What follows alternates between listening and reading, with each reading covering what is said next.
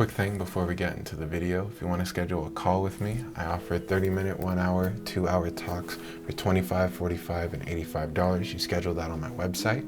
If you just have a question, my Instagram is going to be down below. DM me, I will always answer back, completely free.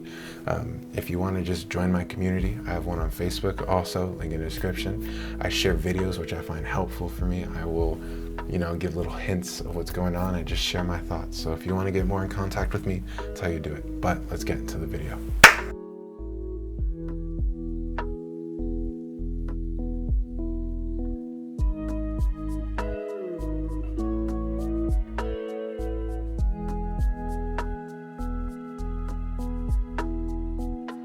Alrighty, in this go around I want to speak about surrender and how you find salvation through the breath.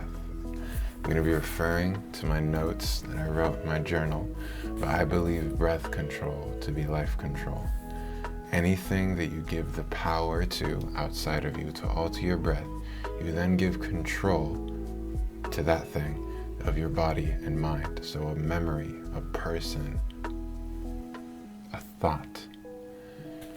The mind and body are incredibly connected. So if someone out there, stresses you out, you give them the power to stress you out. Simply put, your body is going to suffer. Your mind is going to suffer. If you give anything outside of you the power to make you calm, your mind and body are going to be relaxed. But why would you want to willingly give something the ability to do that to you? Well, I wouldn't say that you would willingly do that. I would say you're just unconscious of what's going on. I'm sure you'd love to be in control of yourself all the time. And the way that you do that is through breath control, breath awareness. And so I wrote that the key to salvation, eternal alignment with the universal will, the highest good, or God, lies in control of your breath. And the first step of that is awareness of the breath. Now, I've said the universal will a few times. I'm going to leave the link in the description, but it's the video that I did prior to this. And I would say that it goes pretty hand in hand with this. But to put it in short, I separated the universal will versus the ego will. View the universal will, or following God, as just a straight line, a direct path to what you want, to what you truly, truly desire for yourself. Nothing more, nothing less. When your pride gets inflamed, you get above. No, you need to be humble. You need to balance yourself out to the universal will. In that video, I gave an example. I'm sorry for those of you who've watched that. I promise I'll get back on point.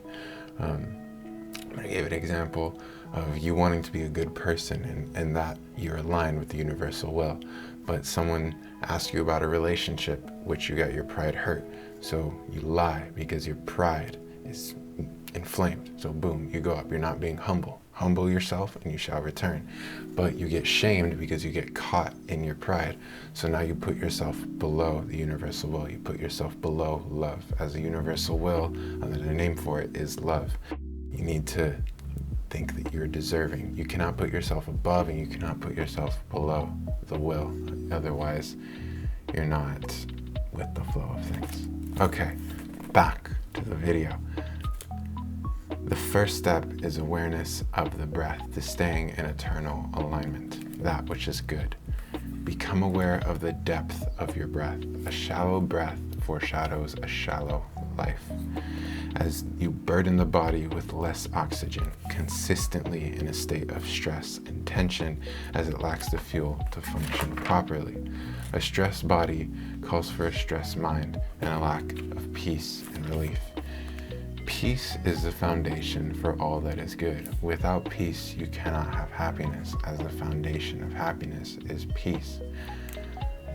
This will inevitably lead to you seeking for peace, love, and joy outside of you through food, drugs, people, all of which, being a part of this dualistic realm, will give to you, but it will take from you equally. Starch will take from you. It will give you false, and by false I mean non-sustainable, energy. You'll eat. Yesterday I work at a fruit and juice bar right now, and we're having a monthly special. They're pumpkin spice smoothie. And so we use cashew milk and we use pumpkin puree. And so cashews have the highest amount of starch out of all nuts, I want to say. And when I make this cashew milk, because we make it in-house, the foam that comes from it looks like glue. And right now I've been abstaining from starch. I've been practicing on abstaining from starch. It would be a lie to say that I'm fully off of it today. I did have a little 3.5 ounce cup of something that one of my coworkers made me. I didn't have the heart to tell him no. But starch is a glue. It's a binding agent. It's a stiffener. If I need to find the Latin root word for it, but the root word for starch is to stiffen. But starch, what I was trying to get to is it's a polysaccharide. Okay, so it's a sugar. It is a sugar, poly meaning many, but it's not like fructose, which is fruit sugar, which is a monosaccharide. Simple. It's easy for your body to digest. It won't overstimulate you unless you overconsume. So it's a lot easier to keep yourself from frying yourself out, which is what will happen when you eat a starch, because this abundance of sugar is going to shoot yourself up, giving you a false sense of energy. But what goes up must come down, right? You're getting out of the universal will. You're going up, you're going back down, and you're just on an unnecessary tangent of suffering. And you're not even making progress. You're really just going like this, going right back to where you started. But you will seek things outside of you. Starch will give you a sense of false energy, non-sustainable energy, because you're gonna have a crash. Then drive you mad and make you stress, consciously or unconsciously. And in this stress, you're going to manifest things. Your life right now, your relationships, your job, your family, the relationship you have with your family, the clothes you wear, your style, everything, your health. It's all your manifestation, whether you did it consciously or unconsciously, only you know. Weed, I'm gonna touch on weed because I know a lot of people smoke weed and I was a past abuser of it. But weed will give you relaxation, which is what you're gonna want as your shallow breathing keeps you from actually experiencing true relaxation. Weed will give you relaxation and then overclock your nervous system. Don't get it twisted. Weed is nice, it'll relax you, but it does horrendously overstimulate the nervous system. Studies have shown, scientific studies have shown that people who smoke weed that use THC often have a Pause. Okay, I was watching it. All I said was premature brain. What I meant to say was any form of consumption of THC, smoking, or edibles prematurely ages your brain. Okay, back to the video. Your brain is a part of the central nervous system. It fries the brain. When I was toning down off of weed, I was taking a hit a day. And at the very end of the night, and it wasn't big, and the times that I knew that I was gonna stop, and my pride kicked in, and my greed kicked in for this experience, for just wanting more, I tried to take bigger hits. It was like the front of my brain was being fried, dude. And it was just one hit. I don't know how I was doing it in the past. I know how. I was numb. I was extremely numb. And it's the same thing that goes for starch. If you keep abusing the body, you're going to become numb. And because you start building resistance to the hormones. You start building resistance to what you're releasing. So you need more to get that desired effect. But this is all caused by shallow breathing. The lack of peace, the lack of spirit, the lack of you. The breath is spirit. Fill your temple with spirit. Fill your temple with you. Relationships built on this foundation of shallow breath, of this relationships built on this lifestyle of lack, this perception of lack, okay, perception. And your perception is false, it's an illusion. You're so abundant, but you just need to relax to see it. Will give you partners which you will selfishly use, okay? And in return, they will use you. Remember, this is a plane of giving and receiving. So anything that gives will also take, okay? So if you take from your partner selfishly, they will take from you selfishly. It's a very sympathetic. No, it's a very parasitic relationship. Okay, it's toxic, and in the end you guys will hate each other unless you give up resistance to the universal will and just return back to this balance point. Okay, and I will teach you that through the breath. But right now I'm teaching you why the breath is so important for your salvation, as you're not going to do breath work if you don't find it important. You don't do anything. You don't focus on anything that you don't find important. But like I was saying, you also won't do anything that you find important. You'll eat starch because you think that's important, because you think that's what's going to get you out of this feeling of lack. But really it's the breath. And these words won't teach you, because right now my words are a distortion of my experience. I can give you the experience by teaching you how to breathe, which I will eventually do. JC, focus. A shallow breath equals a steady death. It will certainly lead to abuse of your body and others, and will keep you unfulfilled. Expand your horizons by expanding your diaphragm. I'm going to teach you full diaphragmatic breathing. Diaphragmatic breathing is the key to an elongated breath. A slow and full breath equals relaxation. This formula is as sure as math. 2 + 2 = 4. A slow and full breath equals relaxation. Relaxation equals silencing of the mind. Silencing of the mind means you're left with pure awareness, that which you are.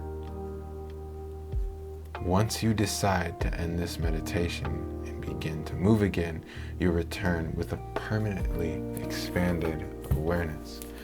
Okay, when you silence the mind, that which most people think that they're attached to the narrative which the mind gives them. And this narrative forms their persona, their character, their ego. And when they act through this character, which is full of pride, full of boundaries, full of lust, full of greed, they limit themselves from truly experiencing life as they were meant to experience it, which is as boundless, limitless creators. The mind is a creative tool. The body is a creative tool. It's an expressive tool. So you want to really understand yourself as the consciousness, as the awareness that controls this. Okay? So once you decide to end your meditation or your breathing session and you animate the body again and you start going, like I said, you're going to return with a permanently expanded awareness. And the usual experience upon return goes as such. You have peace.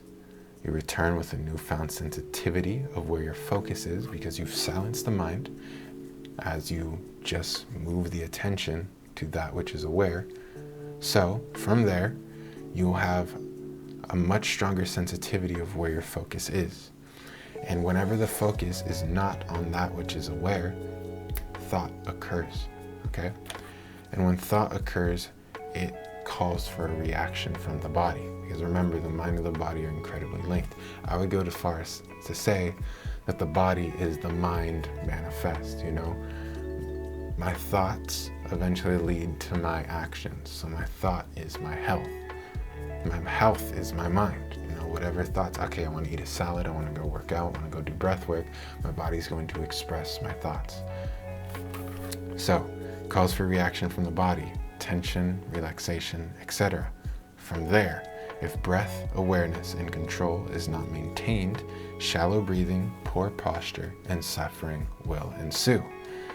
Now, from there, since you have that experience of extreme peace, which I explained before, where you're left with only pure awareness after the mind is silenced and the breath is elongated, since you have that experience of extreme peace to compare every other experience for the rest of your life to, you will become aware of the misalignment much quicker. Okay, this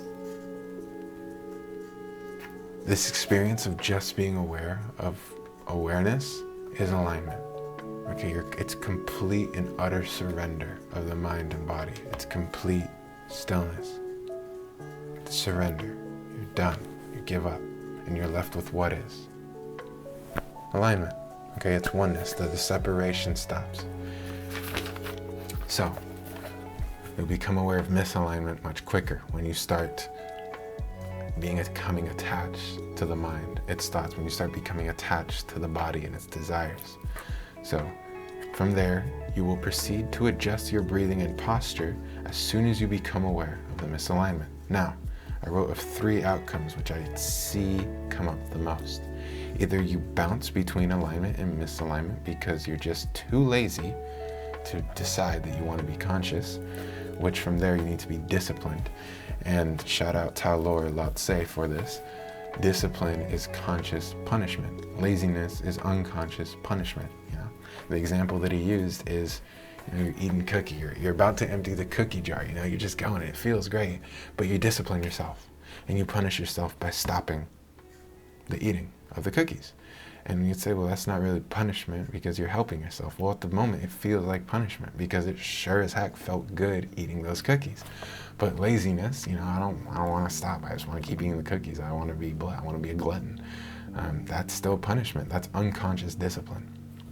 So you're going to decide to discipline yourself and stay aligned, or you're going to go misaligned and you need to discipline yourself to be back to alignment, but then you're going to be lazy and then, the cycle continues, yada, yada, yada. Or you choose to dive back into meditation because the suffering just simply isn't worth it. And from there, you enjoy the peace that comes from just being pure awareness. Or you maintain alignment in this waking state, able to balance worldly activities while staying on top of your breath. That is the goal. That is what I tried to teach way back in the foundation when I was doing permanent peace when that first started. But I will teach this.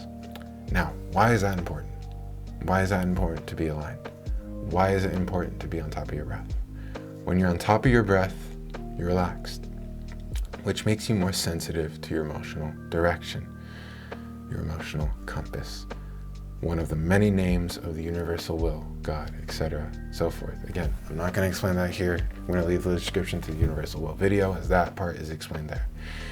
If you work in this sensitive state and you honor and not suppress the feelings that come up that you receive without letting them control you, you will gain clarity in which direction you should go with your life relative to work. If I go to work in this state of alignment and I honor the feelings of, I don't want to be here, this really isn't that good.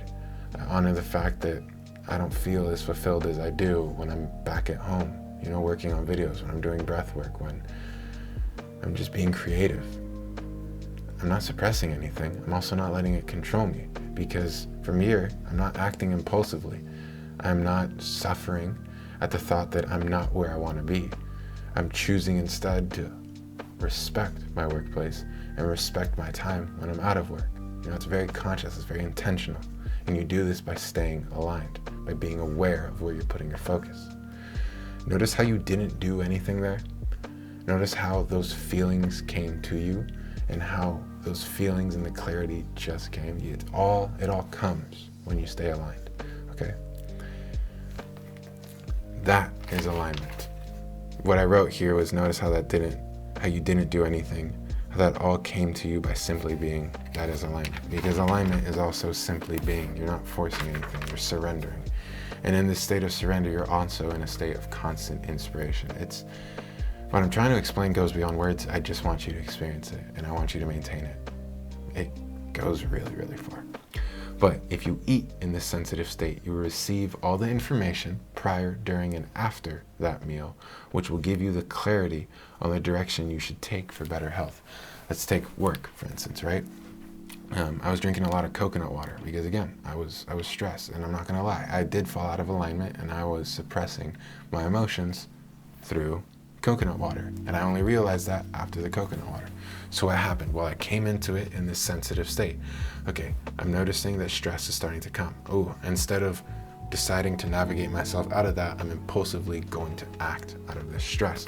So I'm receiving the information about why I'm going to drink this coconut water prior to this meal, the coconut water.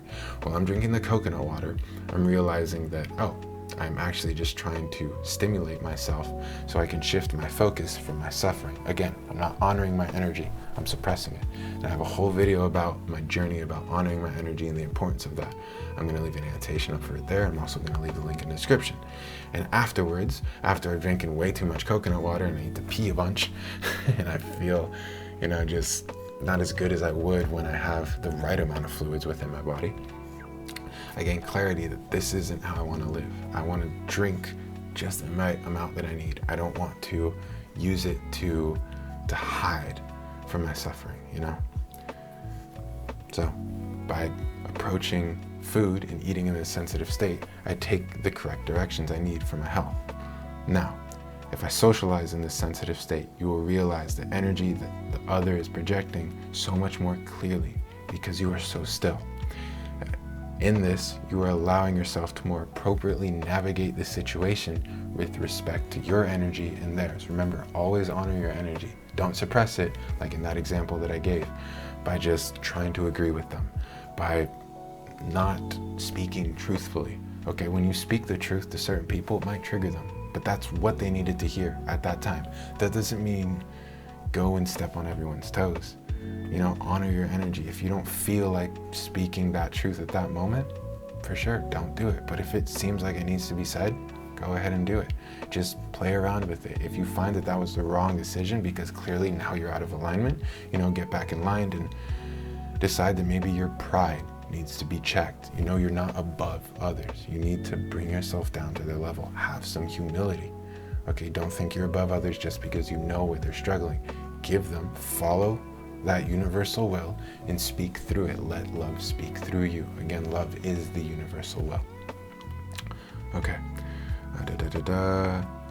And by doing that, you also leave them with some degree of alignment, which is incredible. And also, I said in the last video that I experienced alignment once and I did that synthetically. That's not the case. Alignment, there are varying degrees of it. Like I said, Jesus Christ lost himself in love. I'm working on that right now. There's varying degrees of this. How deep does it go? I don't know. But you can give this to others simply through your presence when you practice this stuff. It's amazing. Now, if you choose to imagine your future in this emotionally sensitive state, what you can do is you can easily navigate yourself into an incredible state of well-being, which inspires incredible creative ideas, as your ideas always stem from wherever you're feeling, wherever emotion you're feeling at that moment. So if you're in an incredible state of well-being, your ideas will tend to not only be super fun, but they'll inevitably spread joy, inspiration, and hope to others once you act upon them. I know this video is going to inspire someone. I know that my other videos are inspiring people now. They all come from me just simply getting aligned and just acting out of this state of well-being. But I'm not forcing that part, and I don't want you to either, right? Just simply act on these ideas and just observe what happens once you've executed them. It speaks for itself, okay? But how is this salvation? How is breath control salvation? Breath control is salvation because you are no longer bound to impulse. You gain a progressive state, a clarity. Freedom from impulse and a strong sense of clarity makes every decision more of an intentional one, more of a conscious decision. Your words are intentional. Your actions are intentional. Your meals are intentional. Your thoughts are intentional. Your life is intentional. And that is salvation. That is freedom. As you melt into this state of alignment more and more by practicing it through breath work, by practicing it through maintaining alignment in your waking state, you're going to make it more of your default mode. You'll lose yourself, that ego will, that pride, that lust, that greed, in this love willingly. And that is the best thing ever. And that, my friends, is how you find salvation through the breath, how you surrender to this love through the breath. And with that, my name is JC. I love you guys. Peace. Take care.